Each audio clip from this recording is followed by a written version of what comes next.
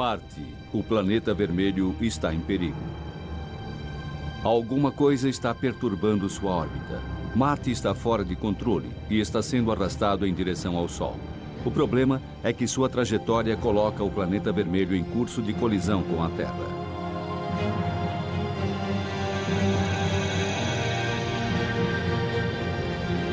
Ficção, talvez, mas não se engane. A possibilidade de um impacto como esse já foi uma grande ameaça para a Terra, mas acabamos tendo sorte.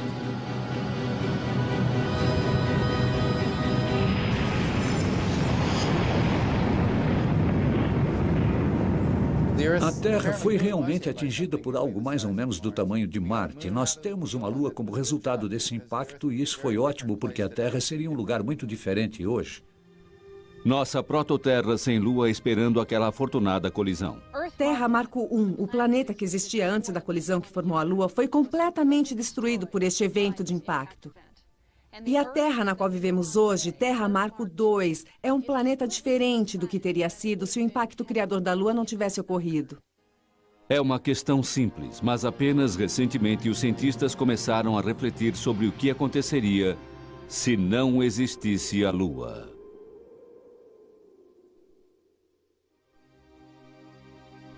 Se não tivéssemos um Sol, não existiria vida na Terra. Na verdade, a própria Terra não existiria. Mas e quanto ao nosso mais próximo vizinho celeste, a Lua? Sem ela ainda existiria uma Terra com seres vivos, mas destituída de vida baseada no solo. Plutão é o único outro planeta com uma Lua única e relativamente grande. Mas estes pequenos e remotos corpos celestes são planetóides gelados e, na verdade, não contam. Júpiter, o maior dos planetas, possui 16 luas, mas como aqueles outros gigantes gasosos, Saturno, Urano e Netuno, estas luas são comparativamente anãs. Júpiter e seus satélites lembram um mini-sistema solar. Marte possui 2 luas minúsculas, mais parecidas com asteroides capturados. Em certos aspectos, Vênus é o planeta gêmeo da Terra, mas as semelhanças não se estendem a um amigo próximo. Vênus não possui uma lua, e nem Mercúrio, um pouco maior do que nossa Lua e o planeta mais próximo do Sol. Dentro do Sistema Solar, apenas a Terra, para sua sorte, possui uma única e grande Lua. Por quê? Você não quer uma teoria que é tão evolucionária que acontece com cada um dos planetas? Porque então Mercúrio deveria ter uma lua grande, Vênus deveria ter uma lua grande, Marte deveria ter uma lua grande, e eles não as têm. Se a Lua e a Terra tivessem se formado juntas no embrionário Sistema Solar, a Lua deveria possuir um grande núcleo ferroso, como a Terra. Ela não possui, e portanto essa teoria é suspeita. E quanto à teoria da captura? Será que a Terra tomou como refém um planetóide que estava de passagem? Impossível. Um corpo tão grande como a Lua continuaria sua trajetória. Uma terceira teoria diz que a semifundida prototerra girava tão rápido que uma parte se desprendeu da saliência equatorial. Mas a física não comprova. Enquanto a NASA se preparava para ir à Lua, os cientistas procuravam uma explicação mais plausível. Harold Urey, um geoquímico que estava envolvido nos planejamentos iniciais das missões Apollo, fez um comentário de que nenhuma das 3 teorias eram válidas e que nem a Lua deveria estar ali.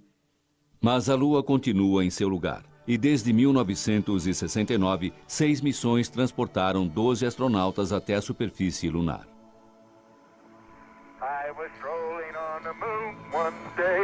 Mas os primeiros pousos da Apollo são sobre bandeiras e pegadas. Mais tarde, entretanto, os astronautas procuravam pelas assim chamadas rochas da criação, materiais que existiriam desde a época da formação da Lua. Será que eles resolveram o mistério da origem da Lua? No total, as missões Apollo trouxeram para a Terra 380 quilos de pó e rochas da Lua. 2, 1, 0, decolando, decolando e lançamento. Câmbio e ignição. Assim que as primeiras expedições Apollo voltaram de suas missões na Lua, foram realizadas uma série de conferências anuais em Houston para estudar as rochas que elas trouxeram de volta e falar sobre a química e as propriedades dessas rochas. As pessoas chamavam essas conferências de festivais das rochas, uma a cada ano. Os resultados são decepcionantes. As rochas são semelhantes às do manto terrestre. Elas não possuem água e muito pouco ferro. Estas não são rochas de sua formação, e não é uma surpresa. Por mais de bilhões de anos, um bombardeamento cósmico destruiu as mais antigas rochas da superfície lunar. Até certo ponto, a busca pelas rochas de sua origem foi um esforço inútil. O homem andou sobre a Lua e os teóricos de sua origem não deram grandes passos. Vários cientistas se reuniram e começaram a pensar. Já se passaram cerca de 10 anos desde o final das missões Apollo e deveríamos estar conhecendo mais sobre a origem da Lua e os primórdios de sua história. Ao se concentrar apenas nas análises das rochas, Hartmann acredita que seus colegas deixaram de lado um quadro mais amplo. Ele está convencido de que os impactos são a pista a seguir. A Lua é um completo registro de 4,5 bilhões de anos de colisões no espaço, e ela já foi vítima de algumas fortes pancadas, não imediatamente óbvias, do hemisfério que se volta para a Terra. Antes da Apollo, quando a face oculta da Lua era quase desconhecida, Hartmann tentou mapear as crateras nos limites do hemisfério visível. Num laboratório, ele e um colega montaram um globo especial. Projetamos as melhores fotografias daquele globo, seguimos para o lado e então descobrimos uma nova variedade de características que as pessoas haviam ignorado. Manchas grandes, concêntricas, enormes crateras de 1.000 quilômetros de diâmetro representam uma das conexões com minha própria teoria de que a Lua havia sofrido grandes impactos e que no início existiam grandes corpos vagando pelo sistema solar, colidindo com outros planetas. E para cada impacto na Lua, 25 ocorriam na Terra.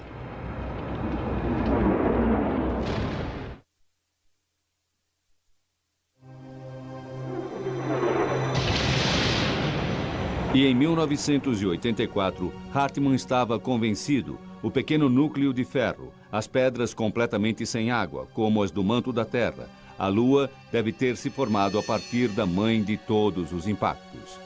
O objeto de impacto deveria ser do tamanho de um planeta.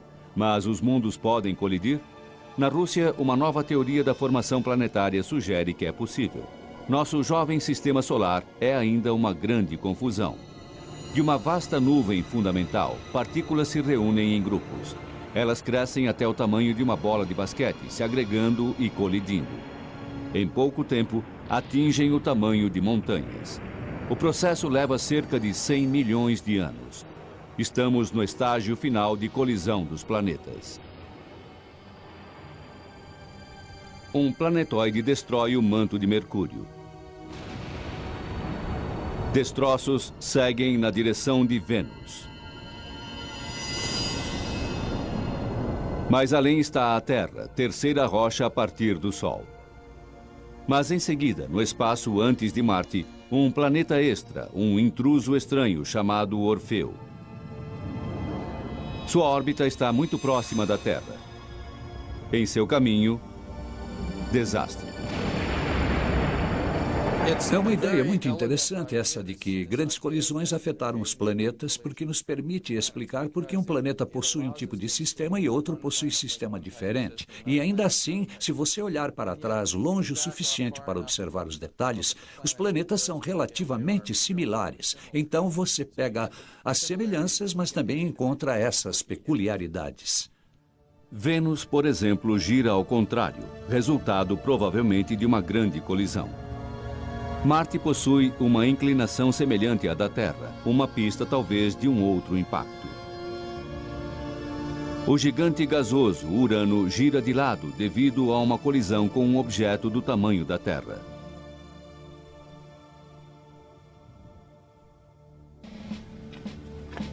Entra em cena um especialista em impactos. Baseado como Hartmann em Tucson, Arizona, Jay Melosh não acredita na teoria de Orfeu, mas está disposto a colocá-la à prova.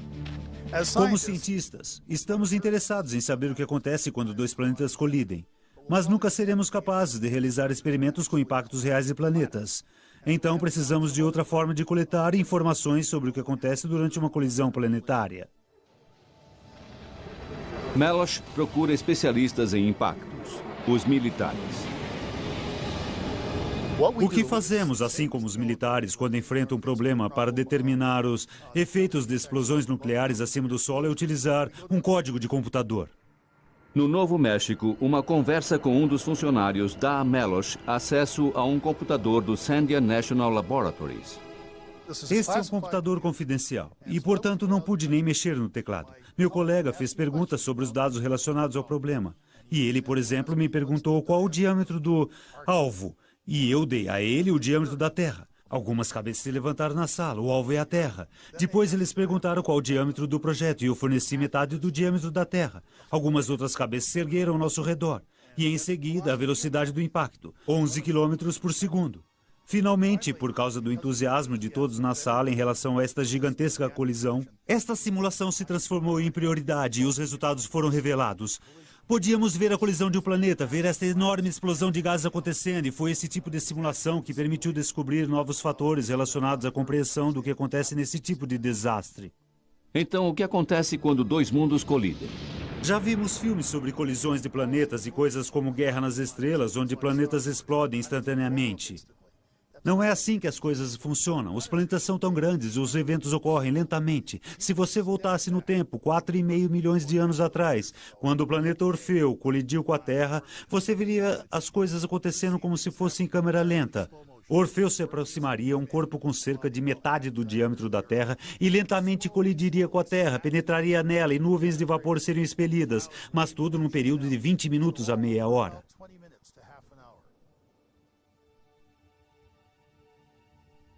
A colisão criaria uma grande quantidade de vapor que seria esguichado para o ar. E o vapor não obedece às mesmas regras que as rochas sólidas. Ele se expande sob pressão interna. E isso, na verdade, permite que uma boa parte do material fique girando em órbita ao redor da Terra. Hartmann nos dá o impacto. Melosh coloca os destroços na órbita. Mas como esses destroços formam uma lua? É, na verdade, um tipo de evento aleatório. Qual corpo acaba colidindo com outro corpo para criar os planetas finais?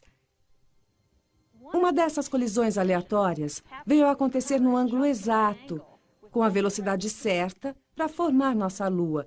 E quando você vê por este ângulo, o fato da Terra estar localizada a uma distância habitável do nosso Sol, com nossa grande Lua, parece que foi um acidente de muita sorte. Marte não teve tanta sorte. 2 pequenos satélites, um deles destinado a atingir o planeta. Um impacto destrói uma lua interna de Urano. Isso deixa o planeta com um grupo de anéis e um satélite reconstituído, a lua que conhecemos hoje como Miranda.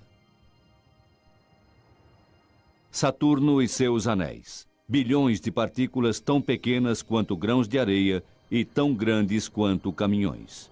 Os anéis são provavelmente os resíduos de uma lua que se desviou para muito perto de Saturno e foi destruída por sua gravidade. Ou talvez a lua tenha sido pulverizada por um impacto. De qualquer forma, os anéis estão próximos demais do planeta para a formação de uma nova lua. Eles estão dentro do que os astrônomos chamam de raio Roche. Fora desse limite, as luas podem se formar. Dentro, os materiais giram na direção do planeta, o provável destino dos anéis de Saturno. O tipo específico de impacto necessário para formar uma lua tão grande quanto a nossa, na verdade, é completamente único. Se Orfeu tivesse atingido diretamente, a Terra não teria uma lua. O ângulo do impacto teria espalhado um anel de destroços, e se estivessem dentro do raio Roche, os destroços teriam voltado ao planeta como uma chuva de meteoros. Mas em outros casos, nós descobrimos que depois de um impacto, talvez se formem 2 luas que ficam estáveis por dezenas de milhares de anos. Canop tenta todos os ângulos em suas simulações do impacto com Orfeu. 1/3 de suas simulações criaram 2 pequenas luas, mas eles formam parcerias insustentáveis. Além disso, 2 luas não durariam até hoje. Que visão seria se tivéssemos 2 luas no céu, bem próximas da Terra?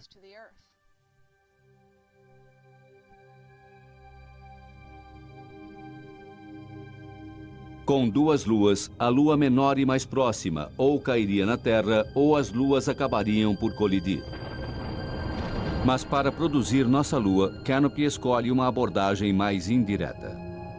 Descobrimos que se você faz o impacto acontecer a um ângulo bastante descentralizado, de uma forma que o objeto quase não atinja a Pôtro-Terra inteiramente, esta configuração é muito boa para colocar o objeto em órbita. O impacto descentralizado pode destruir parcialmente o corpo que está colidindo, que então se afasta da Terra e temporariamente se reestrutura antes de voltar para um segundo impacto. Um duplo desastre.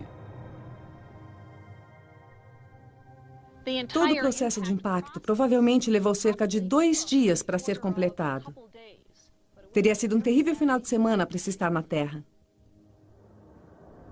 No entanto, nosso prêmio é a Lua.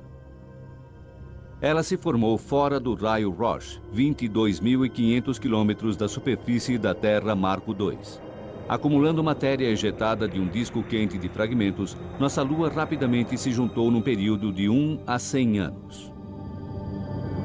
Se estivéssemos na Terra quando a Lua se formou, digamos 100 anos depois do impacto, a Lua seria uma enorme visão no céu noturno. Se pudéssemos ver a Lua logo após sua formação, ela iria aparecer 15 vezes maior no céu escuro que sua aparência atual. Teria sido uma visão e tanto. Em nosso planeta devastado, há o inferno na Terra. Vulcões em erupção, a crosta se deslocando, lava se espalhando como um oceano. A Lua está tão próxima que rochas e magma são influenciadas como a maré.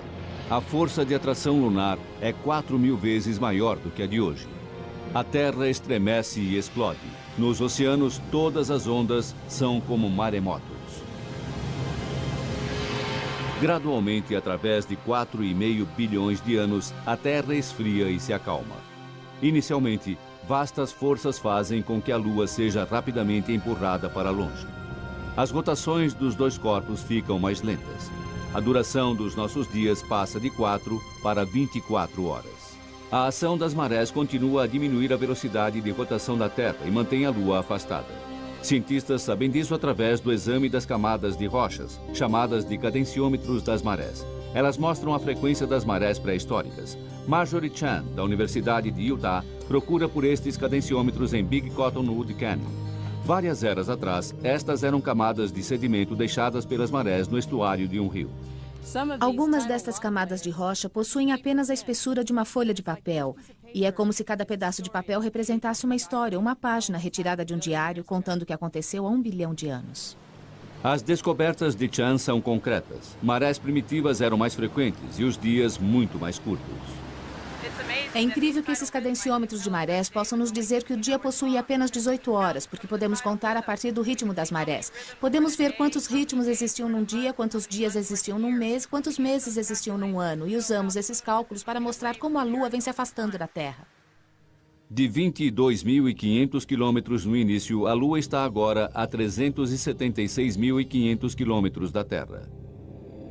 Atualmente, quando os 3 corpos se alinham, a Lua pode cobrir o Sol com precisão. Na Terra, nós vemos o fenômeno como um eclipse total, uma incrível coincidência cósmica.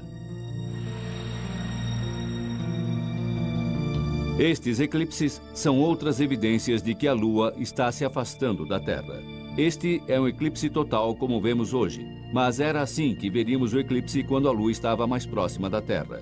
No futuro, quando a Lua estiver mais distante, um eclipse total será coisa do passado. Antigas documentações de eclipses revelam que há apenas cerca de 2.000 anos atrás a duração do dia era um pouco mais curta do que atualmente. Se tivesse se mantido constante, o eclipse solar de 136 a.C. teria seguido esta linha de totalidade. Em vez disso, como o dia era 1/20 de segundo mais curto, a totalidade se deslocou para o leste através da Babilônia. Mais de 1/4 de século atrás, os astronautas da Apollo instalaram refletores na Lua. Hoje, eles são alvos para os astrônomos do Observatório McDonald, no Texas. Ao receber os raios laser que retornam dos refletores, a velocidade na qual a Lua está se afastando pode ser medida até a largura de um fio de cabelo. A distância está se ampliando em 3,8 centímetros por ano. Dessa forma, em 4,5 bilhões de anos, a Lua em nosso céu encolheu até chegar nisso. A força de atração gravitacional da Lua mantém a Terra numa posição horizontal, com uma inclinação de 23 graus. Marte, ao contrário, não possui uma grande lua estabilizadora. Consequentemente, ele oscila em seu eixo.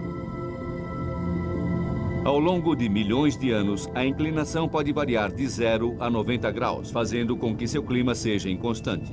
Imagine a Terra dessa forma. Em Paris, no Bureau de Longitude, o astrônomo Jacques Lascar faz exatamente isso. Ele se pergunta o que aconteceria à Terra sem nossa grande e benéfica Lua. Primeiro, ele faz modelos da Terra com a Lua. Nosso eixo se move num círculo, mas sempre a 23 graus. Ao remover a Lua, o movimento circular diminui, mas o planeta fica maluco. Os cálculos de Lascar mostram um caos. Tire a Lua e nós perdemos toda a estabilidade. A Terra oscilaria pelo interior do sistema solar. Lascar não tem dúvida de que dependemos completamente de nosso parceiro no espaço. Se não existisse a Lua, o eixo da Terra ficaria sempre oscilando entre 0 e 90 graus. E o clima no nosso planeta mudaria radicalmente. Então podemos dizer que a Lua é um regulador climático para a Terra. Mesmo com a Lua, a Terra sofre pequenas oscilações. Como um membro da equipe da NASA que estuda as origens da vida, Lynn Rothschild sabe que até mesmo as menores mudanças de inclinação geram profundas consequências. Alguns pesquisadores na Alemanha apresentaram uma teoria de que a razão da civilização na Terra ter começado na região do delta do Nilo e não no Saara, onde existiam grandes grupos de humanos naquela época, é porque o ângulo oblíquo da Terra havia mudado menos de 1 grau. O próspero Saara, no norte da África, se transforma numa parda região estéril. Hoje, ele é o maior deserto da Terra, produto de uma mudança de ângulo do eixo planetário. Sem a Lua, estaríamos vivenciando mudanças de angulação de 20, 30, 40 e 50 graus e até mais. E então compare essas mudanças com aquela de menos de 1 grau que causou a migração em massa de humanos e podemos imaginar que problema sério a falta da Lua traria para a vida na Terra. Portanto, ao perdermos a Lua, existem motivos para preocupação. Seria este o Egito quando a Terra começar a oscilar? Seria este o Saara do futuro? Será que a Antártica se transformaria num deserto escaldante? Estas são as perspectivas se nós perdermos a Lua e a Terra girar descontrolada. De repente, teríamos verões que seriam incrivelmente quentes. Na parte terrestre, estamos falando de talvez mais de 100 graus centígrados, mais do que a temperatura de ebulição da água. Por outro lado, teríamos invernos com temperaturas abaixo do congelamento, provavelmente tão frio quanto o gelo seco. Temperaturas incrivelmente frias. Placas de gelo avançariam e recuariam através do Equador. E pior ainda, com a Terra balançando caoticamente, os círculos polares derreteriam, os níveis dos oceanos subiriam, ilhas desapareceriam e nossas cidades costeiras seriam inundadas.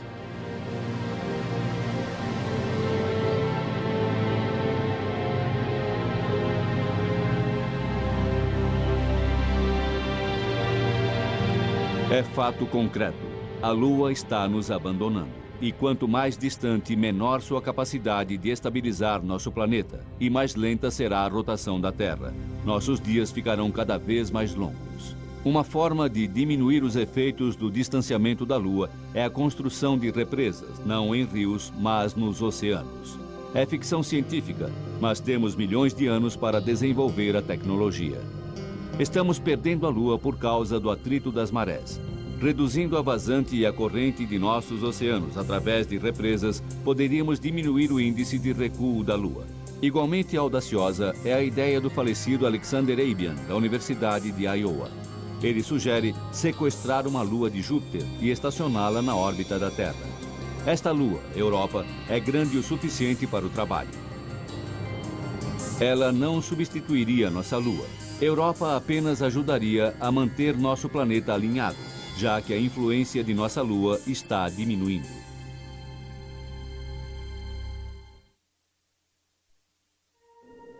Lua cheia sobre o planeta Terra.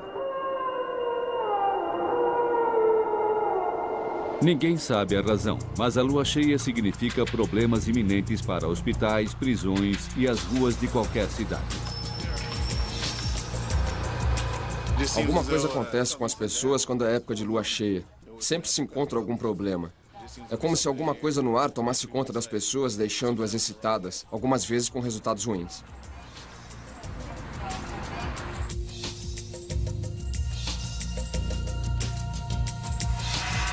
Da lua nova à lua cheia, os cientistas explicam as fases lunares.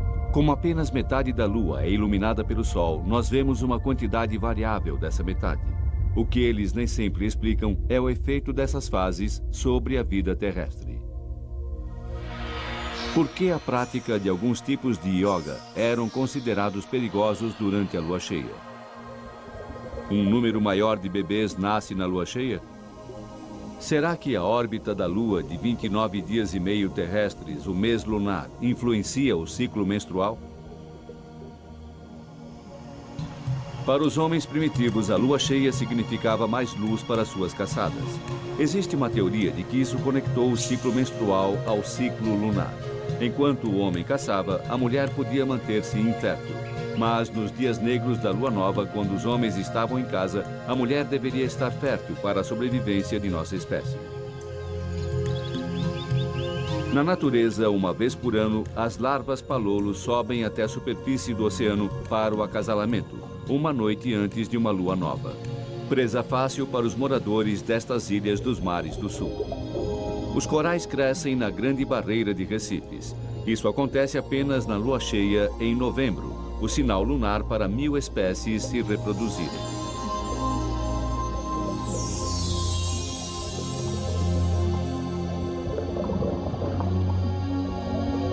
Quando as marés estão mais altas, na lua nova e na lua cheia, as tartarugas marinhas vão até as praias durante a noite para botar seus ovos, na época mais segura para chocar seus filhotes. Assim como a lua influencia as marés também influenciam os hábitos. Estes caranguejos emergem de seu esconderijo sob a areia somente na maré baixa. Nas Ilhas Galápagos, iguanas marinhos antecipam as marés baixas em até 2 horas. Isso dá a eles uma vantagem para chegar às áreas onde encontram alimento, que compartilham com as focas. As plantações vinícolas da França. Os agricultores daqui acreditam que na lua cheia a influência lunar é grande e a energia máxima é transferida para as uvas. Portanto, na França, os agricultores gostam de colher as uvas durante a lua cheia e prepará-las na lua nova, quando a influência lunar, acreditam eles, é menor, os sedimentos são menos perturbados e o vinho fica mais límpido.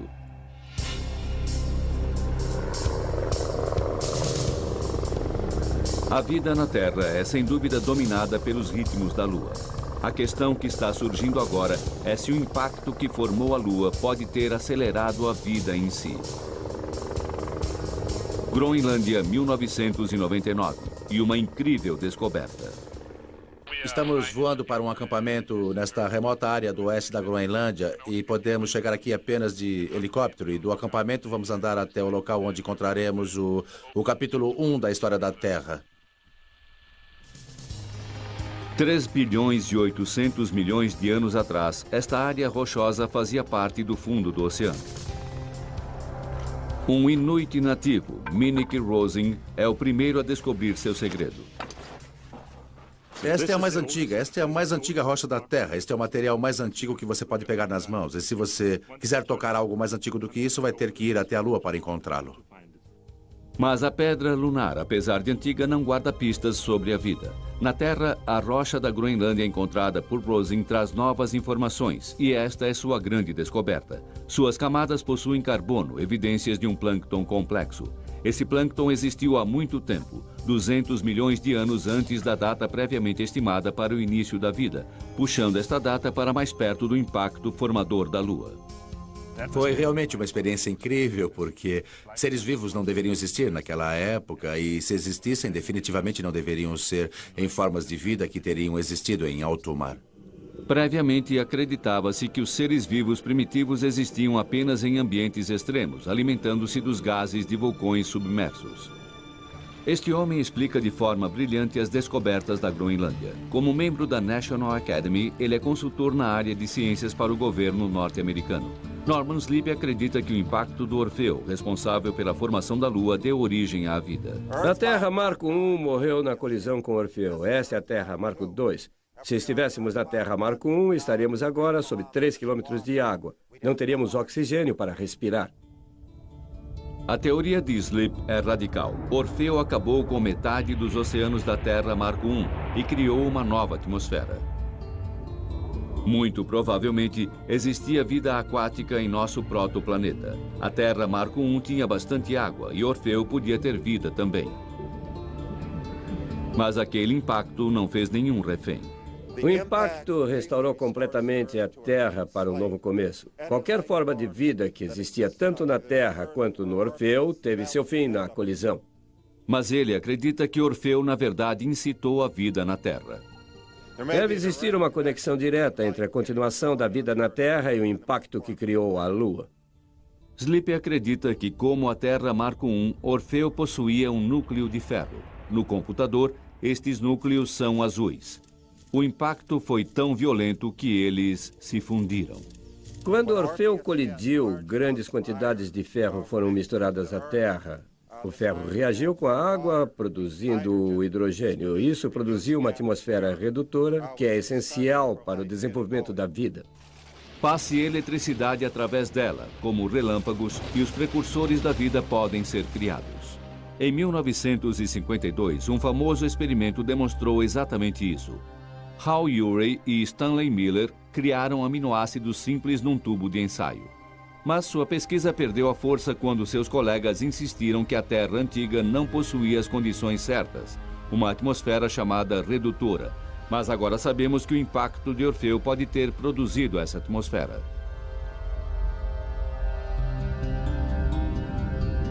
Mas vamos supor que não tenha existido nenhum impacto. Como nosso planeta se desenvolveu? A Terra Marco I seria apenas um oceano. Você poderia ver alguns poucos e pequenos pedaços de terra despontando no meio da água, como um pedaço do Tíbet, talvez o topo do Havaí, do Monte Everest, mas a superfície seria basicamente coberta de água. Sem o impacto, definitivamente não teríamos seres humanos na Terra. Esse documentário poderia estar sendo feito por outras formas de vida, mas com certeza não seriam humanos. Nós podemos apenas especular em relação às criaturas que evoluíram na Terra Marco I. É realmente curioso tentar descobrir como seria a vida na Terra. Seria possível a existência de seres inteligentes? Se não tivesse existido o impacto que formou a Lua, acredito que a vida no solo seria muito diferente. Na verdade, poderia nem existir vida em terreno seco. E sem uma Lua para diminuir a velocidade de nossa rotação, a Terra seria um local hostil e sem controle. Você teria uma Terra que giraria muito rapidamente. Com apenas o Sol e sem uma Lua, os dias passariam muito rápido, cerca de 3 vezes mais rápido do que hoje. O nascer e o pôr do Sol seriam muito mais rápidos. Tudo o que acontece durante o dia assumiria uma velocidade muito maior. E um clima absurdo. Ventos soprando a centenas de quilômetros por hora. Tempestades de areia intermináveis. Nenhum ser humano conseguiria sobreviver aqui. Então você realmente precisa se voltar ao meio ambiente aquático e pensar, bem, o que no mundo aquático pode ser considerado inteligente? Os polvos e seus parentes são todos um pouco inteligentes. Eles podem fazer coisas como construir pequenas casas por si mesmos com seus tentáculos. Eles podem, até certo ponto, ter sentimentos. Possuem olhos que são quase sósias dos olhos dos vertebrados. Eles são absolutamente fascinantes. E então você tem um tipo de imagem de que cefalópodes como polvo, a lula e assim por diante seriam os verdadeiros gênios de uma Terra sem Lua. Mas mesmo com a Lua, apesar dos cefalópodes não terem se desenvolvido para dominar a Terra Marco II ou mesmo nossos oceanos, a maioria morreu no impacto de 65 milhões de anos atrás, que acabou com os dinossauros. Extinções em massa ocorrem aproximadamente a cada 100 milhões de anos. No passado, a Lua poderia ter protegido a Terra de tais impactos, mas pelas estatísticas, as chances eram muito pequenas. Na condição de bióloga evolucionária, eu não ligo muito para estatísticas. Tudo o que precisa é de um único impacto que teria afetado a evolução. E o fascinante é que não existe maneira de prová-lo. Poderia ter existido uma situação na qual a Lua realmente nos protegeu, que na verdade nos teria salvado estando no lugar certo, na hora certa, interceptando um impacto que de outra forma teria causado graves danos à vida da Terra. Em outras palavras, causado uma extinção em massa. A Lua pode ter salvado o nosso planeta e agora está para se transformar na pedra de apoio para outros planetas.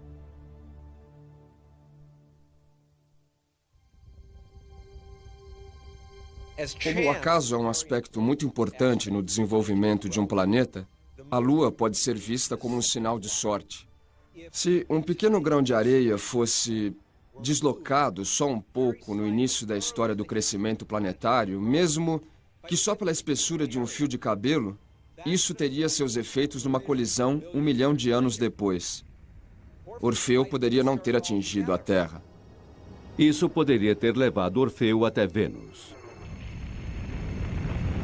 Isso poderia ter produzido um sistema que seria muito similar ao sistema terrestre do nosso planeta atual. Só que Vênus ficaria com a grande Lua, em vez da Terra. Deixando qualquer vida inteligente na Terra sem meios de sobrevivência. 3, 2, 1, 0. E lançamento da nave espacial Lunar Prospector numa viagem para redescobrir a Lua. Mas como temos a Lua, temos a chance de colonizar o sistema solar e estamos a caminho novamente. Eu sempre olhei para a Lua como um mundo completo. As pessoas costumam se esquecer de que ela é um mundo. É um lugar muito grande. A área da superfície da Lua é igual à América do Norte e do Sul combinadas. Mas apesar das sondas e das 6 missões Apollo, nosso parceiro celeste continua a ser um estranho para os humanos. Aqui estamos com um mundo completo e quase não conhecemos nada sobre ele. Faço uma analogia com frequência de que se você tivesse 6 equipes espalhadas pela Califórnia e eles trabalhassem 3 dias, você nunca teria encontrado ouro nem teria encontrado petróleo. E você nunca teria encontrado água. Água entregue há bilhões de anos, segundo acreditam, por cometas. O gelo pode ainda estar preservado no interior de crateras escuras dos polos lunares. A pista foi dada em 1998, quando a sonda de Binder, Lunar Prospector, encontrou hidrogênio, um possível sinal de água. A quantidade de água sobre a qual estamos voando agora pode equivaler aproximadamente àquela que acreditamos estar congelada nas regiões polares da Lua, utilizando os dados do Lunar Prospector. Se este for o caso, então estamos prontos para uma colonização lunar. Se a água for confirmada, ela vale seu peso em ouro. Nós queríamos que as pessoas voltassem a estudar a Lua e compreendessem que este é o futuro da humanidade, o começo da colonização do Sistema Solar. Acredito que o Prospector está realizando essa missão. Eu gostaria de ver a humanidade na Lua, gostaria de ver a humanidade espalhada através do Sistema Solar. Esse é o ponto de partida. Quando o combustível do Lunar Prospector estava se acabando, Binder teve uma ideia. Decidiu mirar a sonda numa cratera do Polo Sul. Será que um impacto deliberado podia nos dar uma prova da existência de água? Infelizmente não, mas foi um tiro no escuro. David Gump é a nova geração, um empresário do espaço que planeja uma missão à Lua financiada comercialmente. Em sua base no deserto de Mojave, Califórnia, Gump possui um protótipo de um foguete reutilizável. Da órbita da Terra, ele lançará uma nave com o objetivo de procurar por água. Não possuímos prova concreta de que existe água na Lua. E, portanto, nosso robô pousará provavelmente no Polo Sul, perto do local chamado de Pico da Vida Eterna, e em seguida entrará numa dessas crateras escuras dos polos, para ver se existe gelo que poderia ser recuperado para formar nosso primeiro oásis espacial.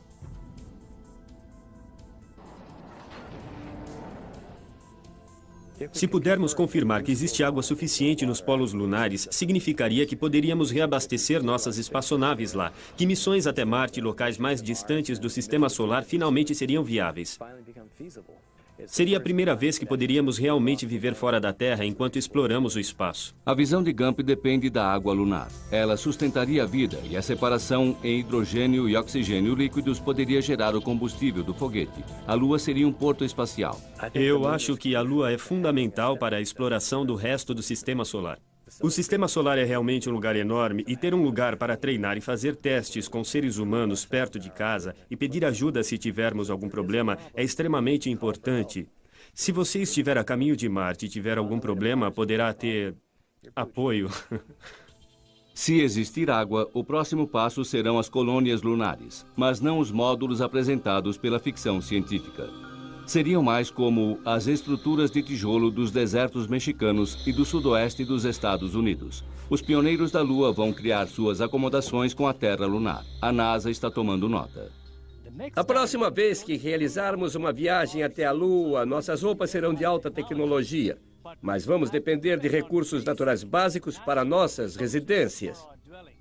A palavra de ordem é economia, aproveitando os recursos locais. As primeiras habitações da Lua podem ser parecidas com estas cabanas no Museu de Construção Tradicional da Califórnia. Cada quilo de material que carregássemos daqui até a Lua custaria de 2 a 3 quilos de ouro. Por esta razão, será muito importante utilizar o que já existe por lá. Tubos, cheios de pó da Lua e empilhados em espiral.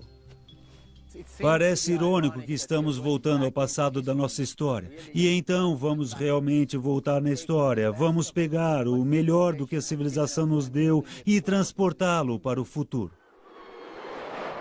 Como a montanha-russa?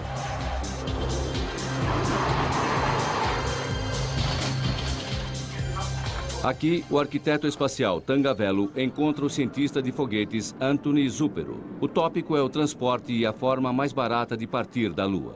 Você acha que isso vai ser parecido com o que vamos encontrar na Lua? Acredito que sim.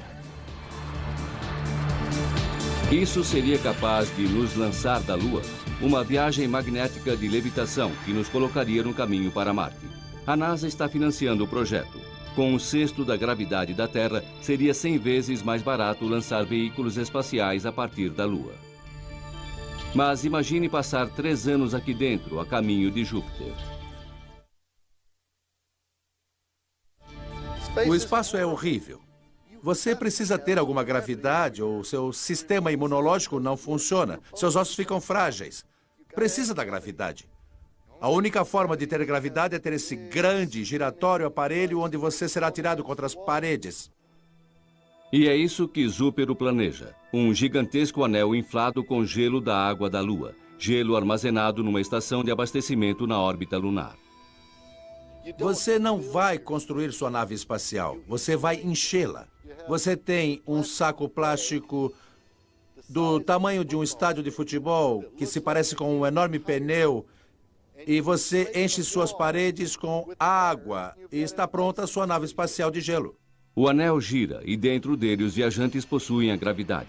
Água em gelo armazenada nas paredes gera energia para o foguete. Para o retorno, o reabastecimento seria realizado numa das luas geladas de Júpiter. Eu nunca imaginaria que um foguete movido a vapor, uma tecnologia antiga, levaria 100 vezes mais do que o melhor dos foguetes. E isso significa que você levaria 100 pessoas daqui até Júpiter e para todas as luas de Júpiter, Ganimedes, Calisto, Europa. Absolutamente incrível. Tudo o que Zúpero precisa para fazer seu foguete a vapor é a fonte de energia de um submarino nuclear. Ele também pode recrutar alguns tripulantes de submarinos. Os submarinos foram as primeiras plataformas para os quais o programa espacial se voltou para descobrir como as pessoas reagiriam a viagens longas em isolamento. E eles aprenderam muito com os tripulantes. E acredito que o tripulante de submarino é o tipo de pessoa que estaria interessado em fazer alguma coisa que encontraria oportunidade nesse projeto. O problema enfrentado no momento é o fator nuclear. Um mundo que permitiria naves espaciais com propulsão de explosão nuclear seria muito diferente do presente. Armas nucleares seriam completamente abolidas. Se conseguíssemos atingir essa ordem social pacífica, oportunidades maravilhosas surgiriam. Como iatista, Solin faz um paralelo com sua própria nave espacial nuclear, Medusa. Bem, o que este belo iate da America's Cup, American One, possui em comum com a espaçonave Medusa é a vela triangular. A vela triangular é uma vela muito leve, içada acima da embarcação, e é controlada diretamente pelo vento. No caso de uma nave espacial, esta vela seria controlada por uma série de explosões nucleares. A Medusa precisa da Lua porque as explosões nucleares que impulsionam a vela estão envolvidas com a Terra lunar. A nave Medusa pode viajar a dezenas de milhões de quilômetros por hora. A Medusa é capaz de tornar possível a viagem interplanetária em espaços de tempo razoáveis para os seres humanos. Ela pode até nos levar às estrelas. E entre estas estrelas, existem planetas que estão se desenvolvendo como a Terra? Ou será que este crescimento depende da sorte que tivemos com a criação da Lua? Agora que estamos descobrindo planetas entre outras estrelas, qual é a importância de uma Lua na criação de um meio ambiente como o da Terra? Se existirem 100 planetas entre outras estrelas, com 50 dos planetas parecidos com a Terra, será que estes 50 planetas possuem as mesmas condições da Terra, ou você só consegue esse tipo de ambiente quando possui uma Lua ao seu redor? Recentemente, começamos a fazer a seguinte pergunta: qual a possibilidade de se formar um planeta como a Terra, com uma grande lua como a nossa, em outros sistemas solares?